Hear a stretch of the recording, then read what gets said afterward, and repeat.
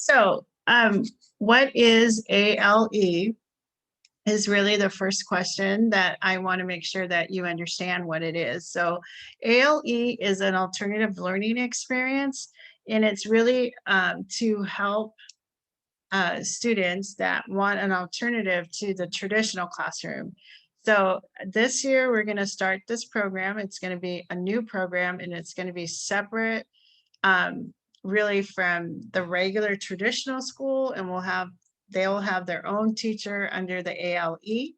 It's open to students in the 3rd to the 12th grade. When you sign up or enroll in this program, you have to be committed for the full semester, and you need to expect that your students will be still doing work. About 32 hours is what we're asking them to be able to commit to for that week, to make sure that their assignments are done at home, so that it's uh, they're not going to be here at the school doing online, they're going to be at home. So long as they can do that, then we can start talking about whether this is a good fit for them or not.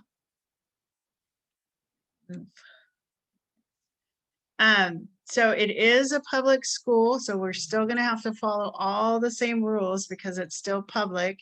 So anything that the public schools have to do, this program will have to do. And every curriculum and instructional materials would be like if they were in the classroom. So we can't buy anything different for this program.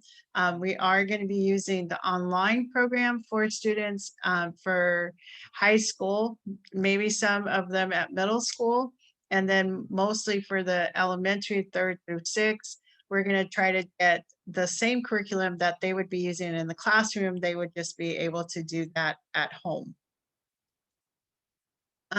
So it is supervised, monitored, assessed, and evaluated by a certified teacher. And we do have our teacher, which is Mr. Mike Rose. He'll be handling this program.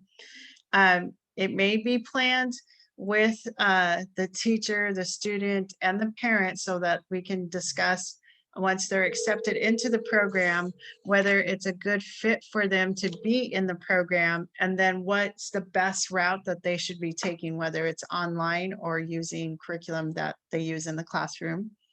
There is a written student learning plan, which is called the WSLP, and that is what is going to drive what they have to do for the entire week. So they will be using this as their guide and lessons for the week, and they know exactly what they need to get done. And it's all outside of the regular classroom. So their support would be at home, and they can contact our teacher for the ALE, which will be Mr. Rose, during his office hours. And you may have to talk about whether it's something that they can come in maybe a little more, like maybe once or twice a week to work with him on some stuff, but it really is based at home. So who's eligible for this? So we are talking about anybody that lives within our school district boundaries. That's what we're doing this first year. We're not taking anybody outside of our district boundaries because we want to make sure that we get the program off its feet the first year and just using our students before we would open it up for anybody else. And we would also talk with the board about that once we get to that point. And it is a request to enroll during our open enrollment, and that's going to be different too. So it only is going to be open for so many weeks. You would have to follow the paperwork, get to the teacher, have a sit down with them, and then decide whether this is a good fit. Like I said, elementary, we'll be working with our school district curriculum. Middle school and high school will use the online curriculum, and it has to start at the semester. We won't be accepting people in between the semesters. That just makes it cleaner for everybody as far as attendance and making sure that they get their full credit. And they have to finish the semester unless there's some concerns on both sides or one side that it's not a good fit. Then we will be meeting with the parent and teacher to have that discussion if we don't finish the semester, because there are slightly different rules here than a regular classroom. So first thing is transportation. The students would have to have their own transportation here to the school and back. They have to have a parent accompany the student to the meetings, especially elementary and middle school. We'll make exceptions for the high schoolers if they're old enough to get here on their own. But the meetings are to be met with the parent and the teacher and the student so that they can go over all the work. They have to be available to work with your student at home, or somebody needs to be working with those students at home to get the work done. And you have to make all of your meetings. You have to complete all the weekly assignments. If it doesn't, then there are some rules in place for that. So if you don't get all your work, then their kids are put on what they're called like a little contract to say, okay, you didn't finish this week's work, so you have this to finish, plus here's the new stuff. And that can only happen twice. So if they come one week without it incomplete, then come the following week without it complete, then by the third week, the decision would be made that we could no longer have the student in this program, and they would have to go back to the regular school, our traditional school. You also can't miss your appointment. So after missing, I believe, 2 meetings, then you can't, we also would have to drop, because this difference is that the state is very strict about it being the attendance, because it is an alternative. We have more strict rules about attendance and completing work. So that's part of the ALE policies and procedures. And the student can work during the evening, they can work on the weekends. It doesn't matter when they work, so long as they get the work done by the time they get to their next appointment. And the teacher will have office hours so that they can help with some work, or answer questions, or if something's not working, like the online programs, then they can reach out to their teachers.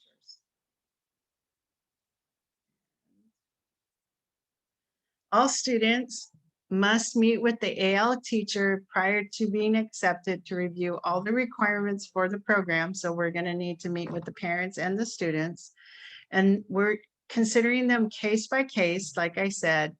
And there will be a committee that will determine if it's the best fit for their student and their family.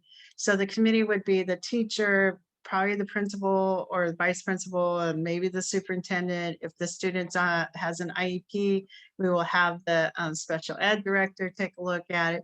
So we're just going to look at all different possibilities and look at different issues that maybe the student already has. So if they're not doing well now on online, then, a discussion would be held about, maybe this isn't a good spot for them, or what else we can do to help the student. So the process would be enrollment, either a request from a parent or a referral. Then the consultation, that would be sitting down, going over the policies, the procedures, all the requirements, and making sure that all parents and the students understand what is going to be expected of them.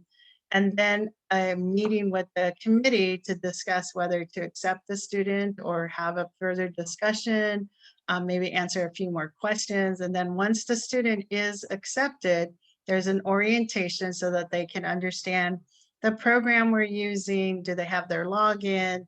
What the WSLP is, what that's going to look like, all of that stuff. And then we start the term. So if it's not a good fit, then we will at the beginning maybe say, maybe not this semester, you can go to your traditional school, show us that you're here, that you're doing your work, and that you can work independently, and then maybe we would accept them the following term. So there are ways to figure this out with the committee and with the parent. So enrollment information is forms, and request will be on the school website. So that's coming soon.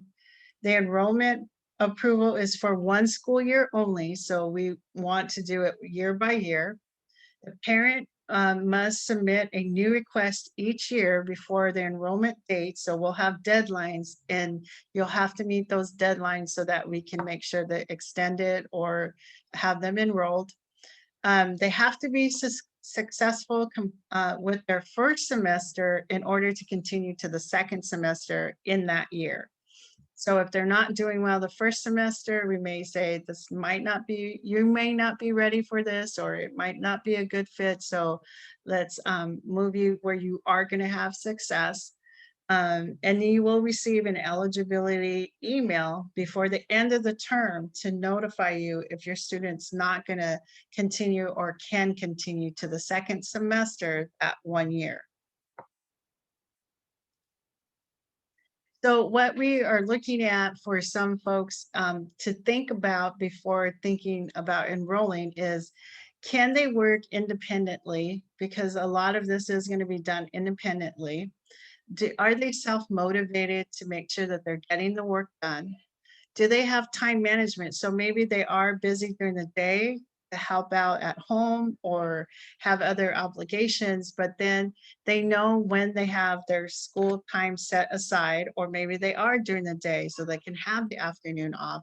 So it's just a matter of making sure the work that's on the WSLP is completed by the time they need to come to their first particular meeting.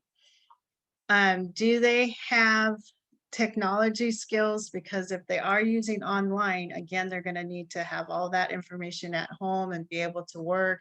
Do they have internet? We can provide a laptop for students.